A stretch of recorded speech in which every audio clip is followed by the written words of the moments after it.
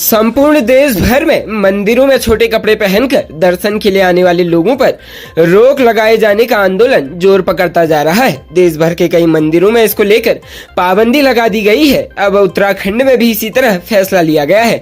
हरिद्वार के दक्ष प्रजापति मंदिर में छोटे कपड़े पहनकर आने वाली महिलाओं और युवतियों को दर्शनों से रोका जा सकता है। अखिल भारतीय अखाड़ा परिषद अध्यक्ष और पंचायती अखाड़ा महानिर्वाणी के सचिव महंत रविंद्र पुरी ने श्रद्धालुओं के लिए इस संबंध में एक वीडियो जारी किया है। महंत ने अपील की है कि मंदिर में 80% शरीर ढके कपड़े पहनकर ही महिलाएं और युवतियां दर्शन के लिए आए। अखाड़ा परिषद अध्यक्ष ने कहा कि आजकल समाज में जो प्रचलन चल रहा है कि उस पर सचेत रहने की आवश्यकता है। उनका कहना है कि जो माताएं, बहनें और कन्याएं मंदिर आती है उनके वस्त्रों का पहनावा ठीक होना चाहिए। कई बार मंदिर में छोटे कपड़े पहनकर आने वाली महिलाओं और कन्याओं को देखकर लोग असहज महसूस करते हैं, जिससे समाज में सटीक संदेश नहीं जाता है। उन्होंने कहा कि कावड़ मेले में मंदिर में श्रद्धालुओं की भीड़ रहेगी। महंत ने कहा कि युवा अवस्था के बच्चे हर तरह की बुराई की तरफ आकर्षित होते हैं, इस पर अंकुश लगना आवश्यक है। बच्चों के परिवार के लोग उनको समझाएं। श्री महंत ने कहा कि पहले भी कई बार शरीर ढके कपड़े पहनकर मंदिर आने की अपील कर चुके हैं, लेकिन अब कावड़ मेले को देखते हुए फिर से अपील जारी कर रहे हैं। मंदिर में 80% शरीर ढके कपड़े पहनकर आने वालों को ही दर्शन करने की अनुमति दी जाएगी। राज्य उत्तराखंड में विजिलेंस में तैनात एसपी रेणु लोहनी ने अपने चिकित्सक पति पर तलवार से जानलेवा हमला करने व बाल पकड़कर घसीटने सहित कई गंभीर आरोप लगाए हैं। उनकी शिकायत पर पुलिस ने विभिन्न धाराओं में कोतवाली पटेल नगर में मुकदमा पंजीकृत कर लिया है। बताया गया है कि एसपी रेणु लोहनी के पति अमित शाह दून मेडिकल कॉलेज में दंत रोग विभाग के विभागाध्यक्ष हैं।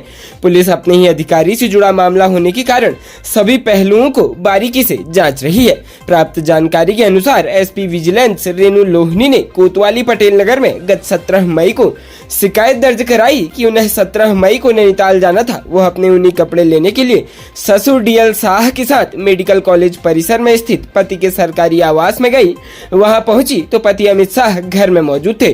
उन्होंने पति से ऑफिस नहीं जाने के लिए पूछा तो पति को गुस्सा आ गया। उन्होंने आपा खोते हुए अपने पिता से ही गाली गलौज शुरू कर दी। जब एसपी ने रोकना चाहा तो अमित शाह ने उनके साथ ही गाली गलौज की। उन्होंने आरोप लगाया कि उनके पति ने पहले गुस्से में उन पर हमला किया, उसके बाद बाल पकड़कर घसीटते हुए उन्हें कमरे से बाहर ले आए। इसके बाद कमरे में रखी तलवार निकालकर जान से मारने की नियत से उन पर हमला भी किया। वह किसी तरह अपनी जान बचाकर एक कमरे में चली गई। वहां से एसपी सिटी को मदद के लिए फोन किया, साथ ही मदद के लिए डॉक्टर अनिल जोशी को बुलाया।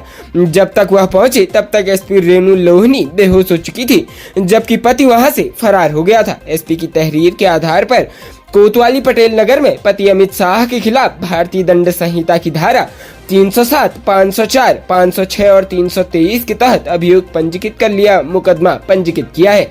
दूसरी ओर पति अमित शाह ने न्यायालय से अग्रिम जमानत मांगी, जो मंजूर हो गई। मामले में एसएसपी दलीप सिंह कुंवर ने शुक्रवार को बताया 17 मई को यह मुकदमा पंजीकृत हुआ है।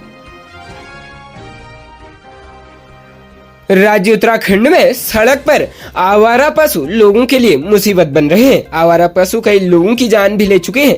कालाढूंगी थाना क्षेत्र अंतर्गत ऐसा ही मामला सामने आया है। यहाँ बाइक सवार सड़क पर भैंस से टकरा गया। हादसा इतना भयानक हुआ कि बाइक सवार और भैंस दोनों की मौके पर ही जान चली गई। बताया जा रहा है कि गड़प्पू के जंगल में अचानक सामने आई भैंस से एक बाइक सवार युवक टकरा गया।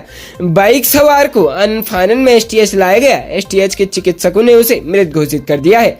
जोरदार टक्कर का अंदाजा इसी बात से लगाया जा सकता है कि घटना के बाद भैंस की भी मौके पर ही जान चली गई।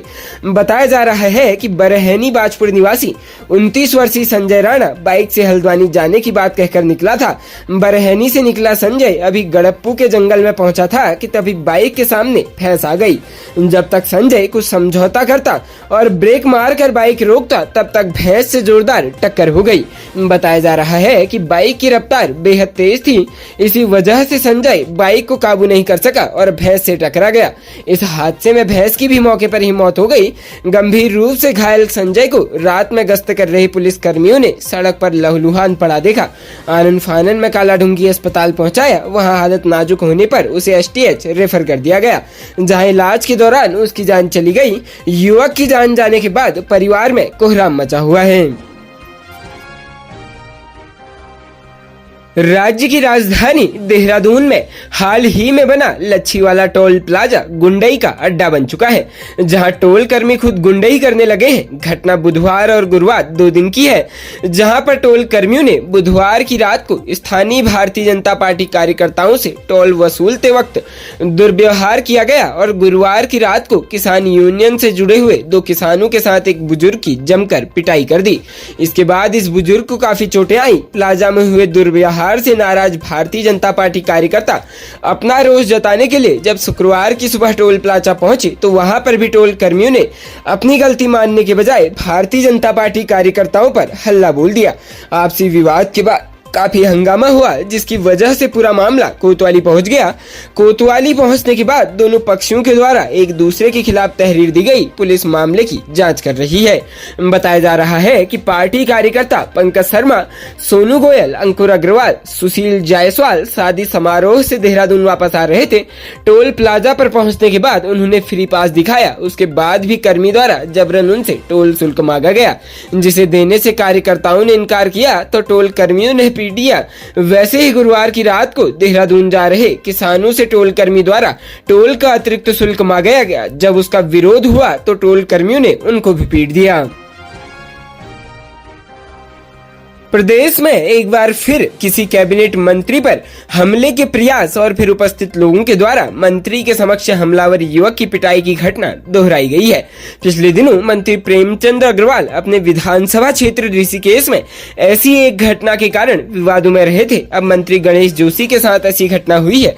इस मामले के भी आने वाले समय में तूल पकड़ने की पूरी संभावना है। प्रत्यक्षदर्शियों से प्राप्त जानकारी एवं आरोपों के अनुसार देहरादून गढ़ी कैंट के डाकरा बाजार में एक सिरफिरा युवक कई दुकानों में घुसकर सामान उठा रहा था। उसने कई लोगों के साथ मारपीट के साथ ही अपनी दुकान पर बैठे कई दुकानदारों पर भी हमला किया। आरोप है कि इस दौरान उसने एक दुकान में घुसकर एक युवक पर चाकू से भी वार किया। आरोप है कि वह धार्मिक नारेबाजी भी कर रहा था। इसी दौरान कैबिनेट मंत्री गणेश जोशी भारतीय जनता पार्टी के महाजनसंपर्क अभियान के लिए डाकरा जाते हुए वहां से गुजर रहे थे। भीड़ देख उन्होंने भी अपनी गाड़ी रोकी। इस पर सिरफिरे युवक ने उनका भी कुर्ता पकड़कर खींच लिया। उसने मंत्री की ओर काले रंग की टोपी भी फेंकी। इस दौरान युवक के चेहरे पर लगा खून गणेश जोशी के कपड़ों पर भी लगा। उसे मंत्री के बेहद करीब देखकर समर्थकों और मौके पर मौजूद लोगों ने युवक को पकड़ने का प्रयास किया और मंत्री के सामने ही युवक की जमकर धुनाई कर दी। साथ ही पुलिस को घटना की सूचना देकर पुलिस के मौके पर पहुंचने तक उसे दबोचकर काबू में रखा गया। पुलिस ने मौके पर पहुंचकर युवक को हिरासत में लिया, जिसके बाद युवक को कैंट थाने लाया गया। कैंट कोतवाली के प्रभारी इंस्पेक्टर संपूर्णानंद गैरोला ने बताया कि युवक को हिरासत में लेकर पूछताछ की गई है। युवक ने अपना नाम इमरान बताया है। वह बिजनौर उत्तर प्रदेश का रहने वाला है। प्रथम दृष्टया युवक मानसिक रूप से बीमार लग रहा है।